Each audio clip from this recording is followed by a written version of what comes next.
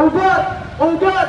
Ugat sa kalistanan! Imperialismo! Ibagsak! Guru kata kapitalismo! Ibagsak! Feudalismo! Ibagsak! Karon, isip hinapos ang patibok sa hintag sa katawang Pilipino. Ito nung gayon, tago na to sa kaumang Jaime Panginawan gikan sa bayan Central Visayas. So nato to sa masipang bakbak. Usa ka mainit nga kautuhan nato nga igsunan unang adlaw o unang State of the Nation Address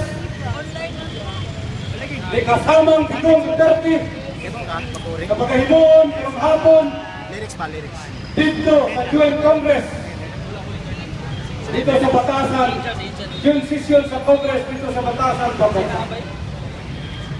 Kausaban, gusto nato ang tanang kontra katawhang palisiya mawagtang. Unsa man ang mga iksod? Una, iduso nato na wagtangon ang Regulation Law, wagtangon ang ITERA Law, wagtangon ang K-12 program, wagtangon ang Mining Act of 1995, wagtangon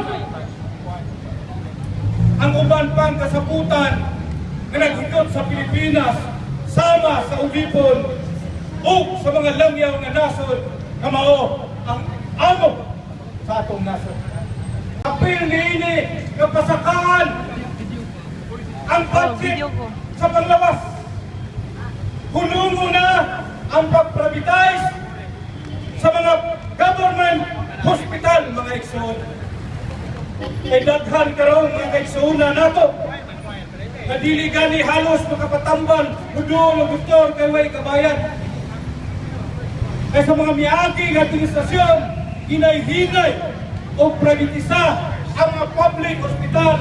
Bisan pa makita nato dili gani diha sa Vicente Soto bisan tinuod ng public hospital aban sa iyahang mga itawag nato serbisyo kinahanglan ka ug bayad mo ning suno. Apil sa katiligpiano nato nga serbisyong giduso libre o affordable nga mass housing sa mga urban poor o kabus ng mga Pilipino. Ihunong ng mga demolisyon ilabi na sa mga relokasyon nga tuwa ilabay nga ito mga urban poor dito sa bukid sa Katuratoy nga layo tayo sa ilang panginabuhian, layo sa pag-eskwela sa ilang mga kabataan o gani ang uban ibalik naman dire sa kasundaran. Pagtuma na hingpit mga igsoon ang implementasyon sa isa at mga biktima sa itong igsuunan ang mapagyong Yolanda. Nagibanampana at 30% pa ang ihatag o nahatag na ayuda sa itong gobyerno. Iangkon ka na sa gobyerno mga igsoon. Iduso na ito na.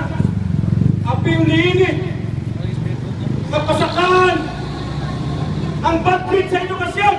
Wagtangon ang K-12 program mga igsoon. Ay gihimo na ang kining kurikulum na K-12 ayon pag-supply sa baratong kusog mo ngadto sa mga hangol sa ganansya ng kapitalista o mga langyaw ng patigayon. Kahimong ulipon ang atong nagtubong mga mamumo. Apil nini Mekson kaugkaton o katuna ang gamot hinungdan sa gubat sibil sa atong nasod. Hinahanglan masugla na ang sabot-sabot sa kalinaw pinaagi sa National Democratic Front of the Philippines o sa gobyerno o binanaling buhian na ang tanang politikanong binalanggo. Apil na niini ang 18 ang mga NDF konsultan. Apil na niini kinahanglan immediate buhian ang mga tiguang ng politikanong binalanggo o may sakit mga igsoon. Revolusyon muli pagkaroon! Sulong mo! Sulong mo! Ang bayan! Ngayon ay lumalaban! Ngayon ay lumalaban!